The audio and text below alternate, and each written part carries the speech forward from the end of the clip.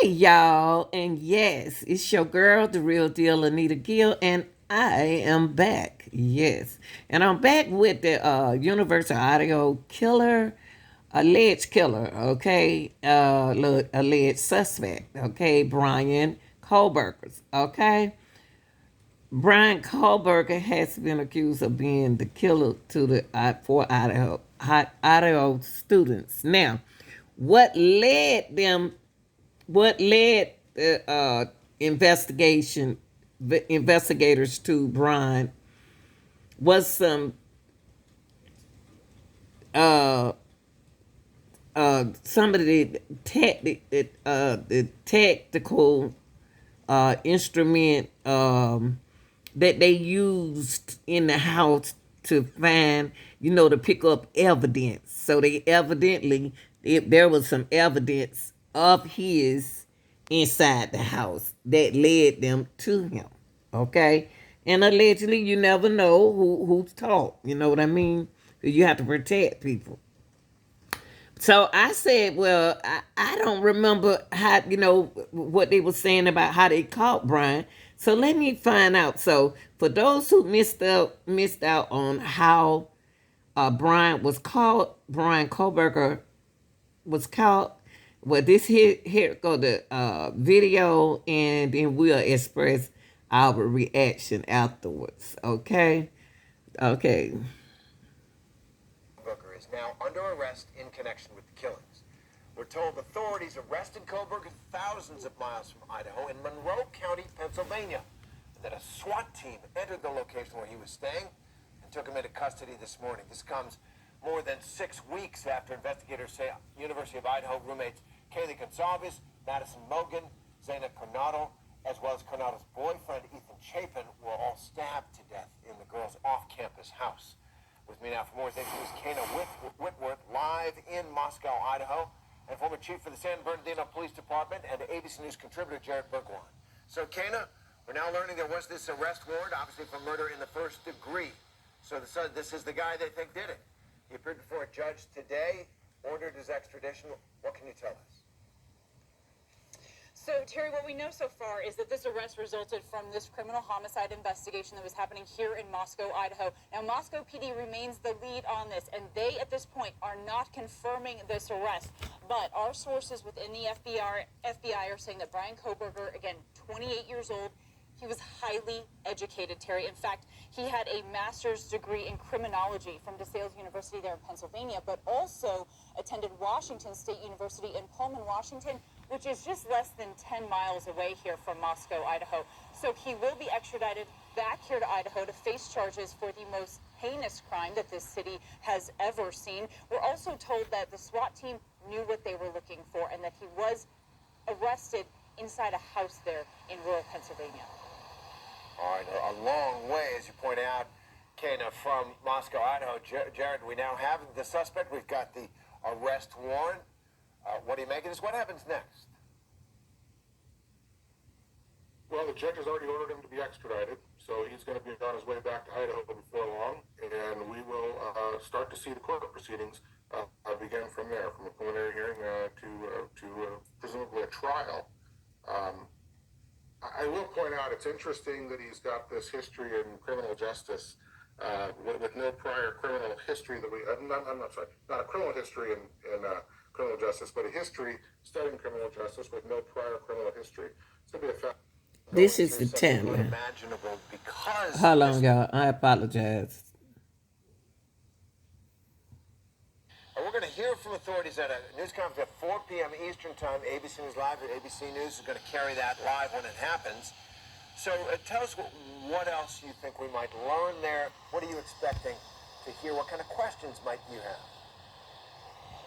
Right, so as it goes with this case, Terry, every time we learn something, it really only creates more questions, right? So now the questions we have are, what's the deal with this white Elantra that authorities were looking for? Was Brian Kohlberger driving that white Elantra? There were also other people believed to be inside that car. Where are they? What's going on with them? That's what also, police said from the get-go, this was an isolated and targeted attack. I hope that we can learn why they thought that at the beginning. And I said it, and I have video telling you all that I allegedly think that some more people that Brian had allegedly with him. And I believe he let them do the killing of something they found of Brian. But Brian, I don't know. It just seemed like I hope they didn't sacrifice him or anything like that. Allegedly, But yes, it seemed like it's some students involved for a grade. You know what I mean? And continue to believe that throughout the investigation. Again, authorities have been tight-lipped this entire time. They said they were responding to thousands of tips across this entire country, which you are seeing today as an arrest made thousands of miles away. So clearly everybody has been highly involved in this. They're not leaving one stone unturned. And so I hope that they give all of that information. One thing I also want to add, Terry, is when you see all this body cam footage from these responding officers in this community from months past, I thought what it really goes to show is how involved these officers are in this community. And we were told time and time again that these officers know these kids, and you see that play out, right, in that body cam video. In fact, what you were just talking about, officers were responding to a noise complaint. It was the second time they'd been at this Kingston. But I'm just thinking about something, y'all. When the officer came to the house with Maddie never know that the police had been to their house. So when she came out that time, she had got a second warning. But she didn't know nothing about the first one because she and Ethan was at a party at the fraternity house. Suppose the dude was in the house then. He kept turning up the music. Allegedly. I'm just saying. Party house that night, and you see them talking with Xana. You see that these officers know these kids. They knew who they were. And so this crime, therefore, With not Xana, only the that's community, but the department as well. Yeah, because it is a small community with those officers there on the scene. Thank you for that, Ken. And I want to ask Jared about this. This has been 6 weeks now since the killings. Have you been involved in cases, that really hit the community? I meant to say Zana, y'all. I think I said medicine. I've been working with so many cases, so I get their names mixed up. Also, I want to take it back here. When they found out about him. Hold on, y'all.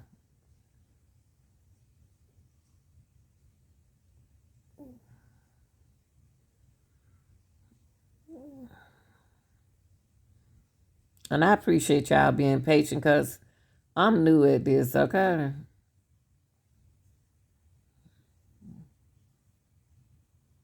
And this in Pennsylvania officials, y'all, shared details on the arrest. Now, I didn't hear this. I missed out on it. Robert Evanchik, Commissioner of the Pennsylvania State Police. While I monitored the investigation into the horrific murders of the University of Idaho students, I did not imagine the investigation would lead to the Commonwealth of Pennsylvania. My heart goes out to the families of the victims, their friends, the community of Moscow, and the University of Idaho. No words can heal the pain associated with the loss of a child. Their young lives were ended far too soon. In law enforcement, we understand the best thing we can do for victims and their families is to follow every lead, collect every piece of evidence, and bring those responsible to justice. I am proud of the members of the Pennsylvania State Police who were able to help in this investigation. The cooperative relationship between our local, state, and federal partners stands the test of time. The officers, troopers, and federal agents work together tirelessly, putting in long, difficult hours. Communication and cooperation are imperative to success and to ensure the integrity of the case remains. I'm sorry, y'all. I'm sorry. I thought I had put block ads. I moved it. I'm sorry. Trying to get up to.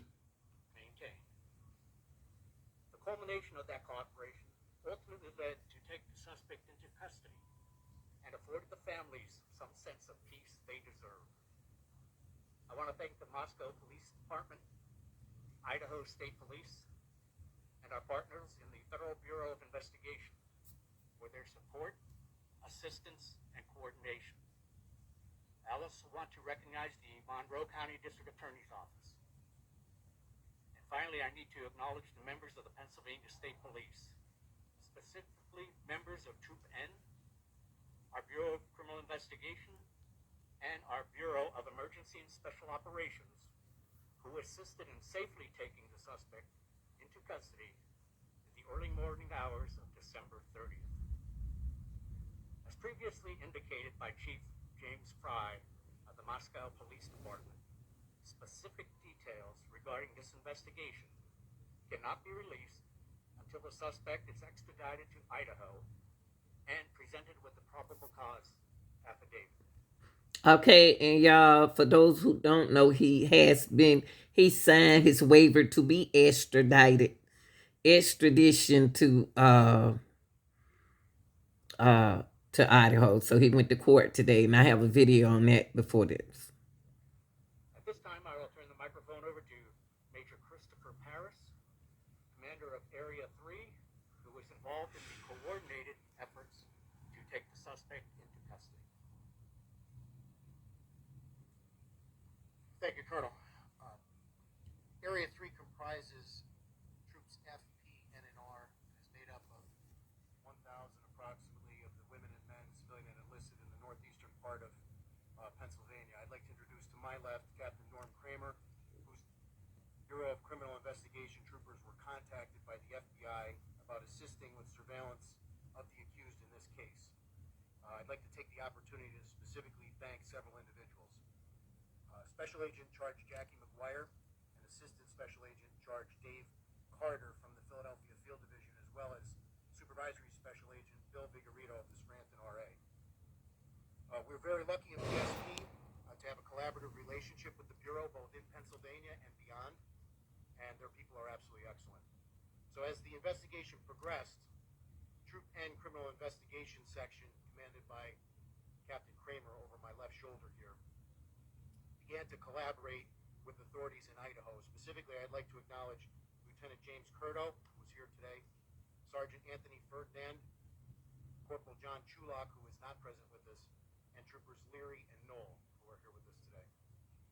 It was through this collaboration and the charges pending in Idaho that those troopers were able to obtain search warrants and a fugitive from justice warrant that was prepared here in Monroe County for the location in Chestnut Hill Township and the fugitive from justice warrant for Mr. KOHBERGER, respectively. I'd like to acknowledge the Monroe County District Attorney, David Christine, as well as First Assistant Mike Mancuso, and their entire office. The support that we received was absolutely excellent. Once those warrants were obtained, I'm just going to click random stuff and something. I was just letting y'all see, cause some of us work and we miss out on what happened and we don't have time for it. But this is what happened. Special Operations, ESO, coordinates our Special Emergency Response Team, CERT. They were selected to serve those warrants, the 3 search warrants and the fugitive from justice warrant. To define what CERT is, it's a full-time tactical team maintained by PSP to deal with high-risk warrant situations, barricades, and other incidents requiring specialized tactical training. Okay, I'm gonna stop it right there. I was just trying to find out. I didn't want to play all of this, y'all. I just wanted y'all to know how they caught him. You know what I mean? How did they know it was him and all of that? But I don't know the exact date. I believe we understand the middle of December. Is that correct? I think that's approximate. Yeah, we heard reports that they were stopped not once but twice on the highway. Can you elaborate? I'll defer to his Pennsylvania Public Defender. they ain't talking about that. They don't like to give you answers because they can't give you all the answers. But anyway, he signed his waiver. Arrangements currently are being made to deliver KOHBERGER back to Idaho, where he can have continued due process and face these charges. Pennsylvania State Police giving an update on the next steps for the man accused of murdering 4 university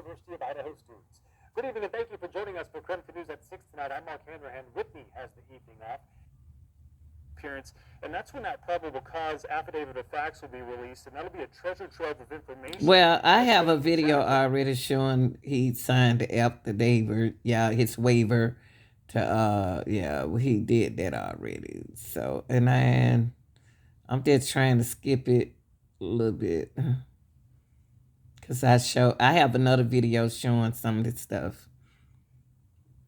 And once he signed his waiver to get extradited over to Idaho, they took him to court, and I do have a video on that.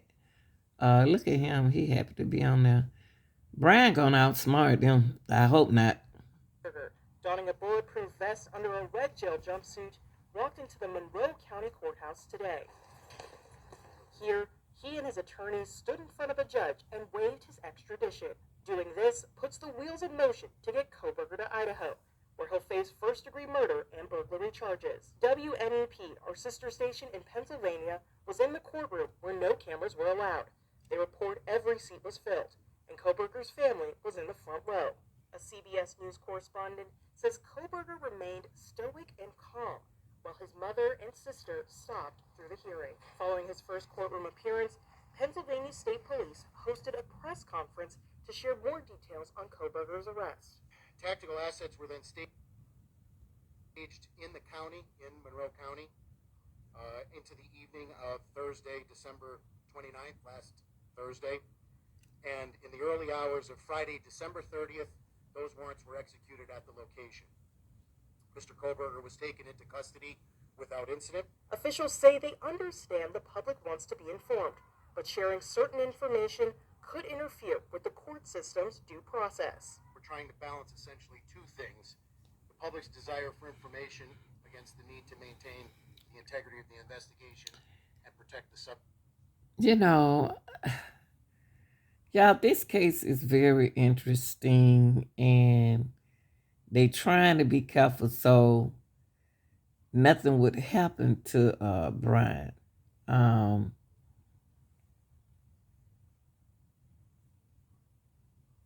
Let me see what this about right here. But my opinion, my reaction behind all of this is, it's good that they got him, and it's good that somebody recognized him. It's good that he's caught, and it's good that if these parents can get justice for their kids. This is the main thing. I want them to get justice, and I hope BRYAN be the one that they just showing it about the car. But I hope BRYAN be the one that be honest about what's going on. And I want to have mother sit in the courtroom and watch their child. And you know what? And a lot of parents guilty of what they children do, even though they grown.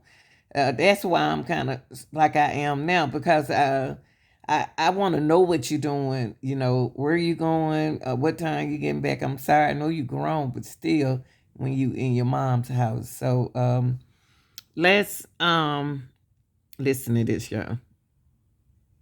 It's just too much. Hold on. I'm sorry. Prosecutors actually work with investigators from right at the beginning, even before a suspect is identified. Waldrop says they treat every case, regardless of the public attention on it, as serious. Okay, God, let me block this commercial. When I think about BRYAN, the first thing I said, is always our smart students. What's in their mind? What are they thinking? How do they want attention? Do they want attention? Did he want attention? And did he do what he did to get attention? You know what I mean? Do he like being in the media? Do he like this attention? High-profile cases often are in the news, and people really are passionate about wanting to know more information.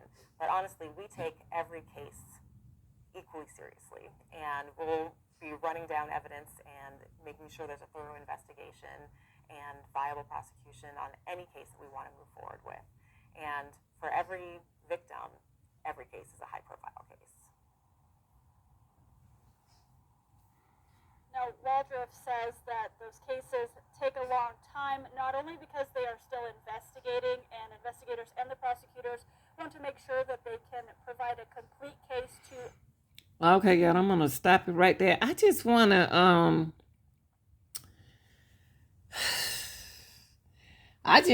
say that the DNA profile found in the house, the tips, and they say the motive to all of this was suspect connection to the four University of Idaho students, additional suspects, accomplices. I knew it was some more other DNA profile found in the house, tips evident that led police to suspect. Where is the murder weapon? Y'all know they gonna get rid of that.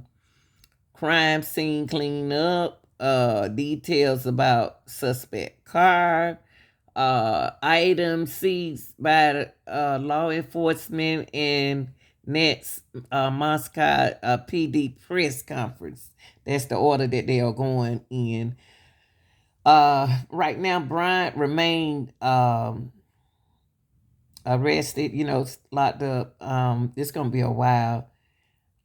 My thing is, do Bryant want this attention that he's giving? Because when he left out the court, okay, wait, hold up, y'all. Let me bring this back. I get so excited when I see stuff. Hold on for a minute.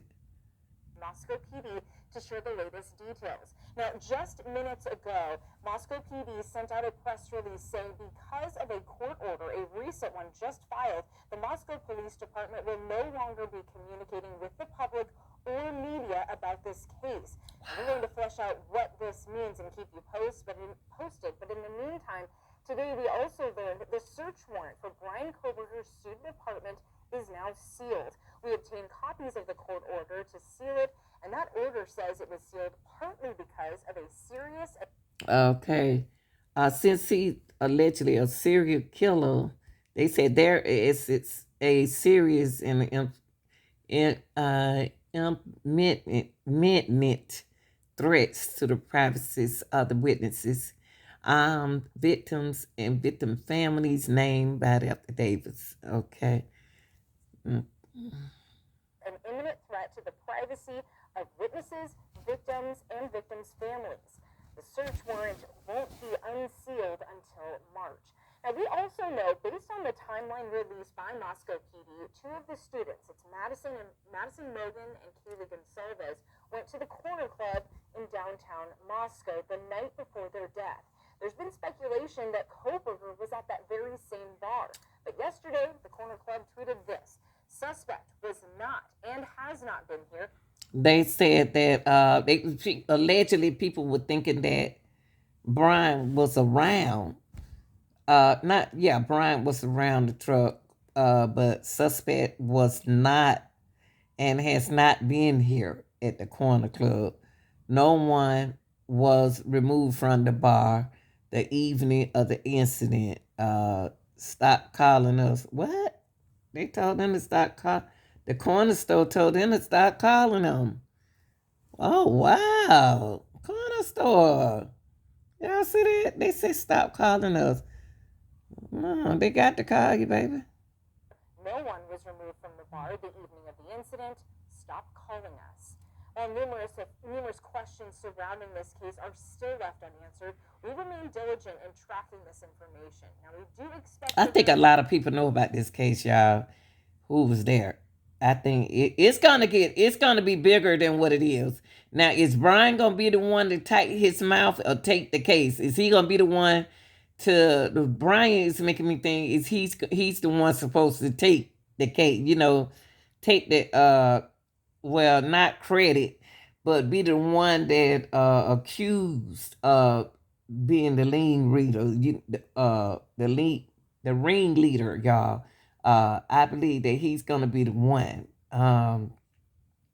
that's gonna take the blame about the case. See, it seemed like it's organized.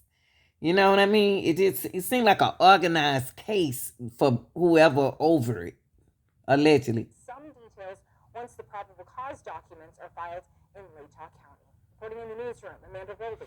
All right, y'all tell me what y'all think. I'm not gonna hold y'all up, but this is something else. But this is BRYAN apartment. This is BRYAN apartment where they are, y'all.